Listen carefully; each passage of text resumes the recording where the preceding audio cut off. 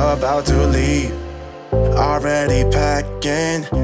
So when we moved to Australia 7 years ago, we was a little bit naive, full of hope, and threw ourselves into our new dream life, head first. We lived here at Sales Lifestyle Resort in Peregian Beach. We absolutely loved it. We had a 3-bed townhouse here and it was a couple of minutes away from the beach. It had a heated pool, a barbecue. The actual house itself, it was a small 3-bed townhouse, but we had to squish right into it because it was myself and Ben. We had one room. We had an au pair at the time. She had another room.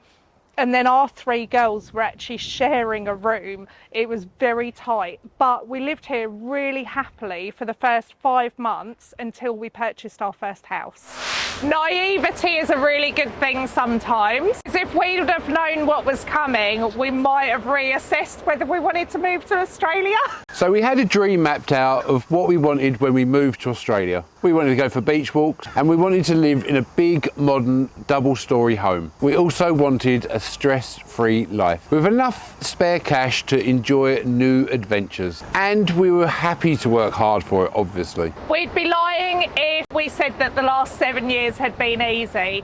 And to tell you the truth, it took us a good 3 years to settle. It took us a lot of time to settle financially as we spent a lot of money when we first moved over. It also took us time to settle socially because it's not unusual when you first move over for friends to come and go. It does take time to settle with this and to really find your people. And the first 3 years gave our relationship a bit of a beating. You have to be on really good terms to emigrate together because even the closest of relationships can feel those stresses. We worked really hard to stay on the same page and not let our stresses come between our relationship. Fortunately, we both wanted the same thing. When we first were thinking about making the move to Australia, one of the non-negotiables that we had was that we would always be able to fly back if there was an emergency. We've always kept money aside for that very situation.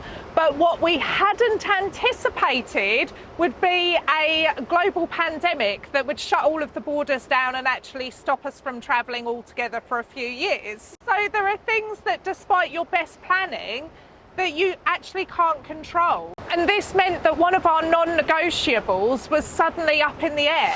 So in 7 years, we've encountered a few natural disasters, which has required us to pay close attention to everything going on around us for the sake of our safety. We've had to learn a lot about how to handle situations which are completely alien to us. Despite the mountain of problems that we've faced over the last few years, see what I did there? The mountain. We've managed to turn it around out of sheer determination and to create the dream that we really, really wanted Australia to be for our family. It did take a while, but we did end up finding our friendship circle. We surrounded ourselves with friends that we adore and have similar values to us. It is pretty bamming hot here where we live on the Sunshine Coast, so we have created an outdoorsy lifestyle for ourselves. We love nothing more than to get outside in nature, and there's been one massive bonus to living here, which is that my hay fever is nowhere near as bad as it was in the UK.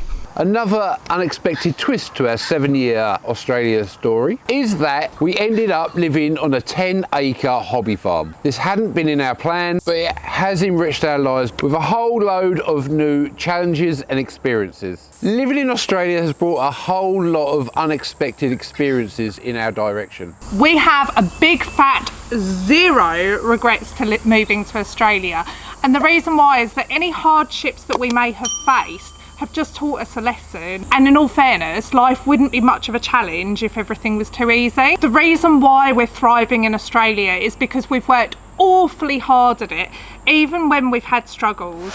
If you enjoyed this video, there is plenty more coming in this Moving to Australia series, but in the meantime, you can check out this one. Take my hand, we'll make it somehow. We can't miss out.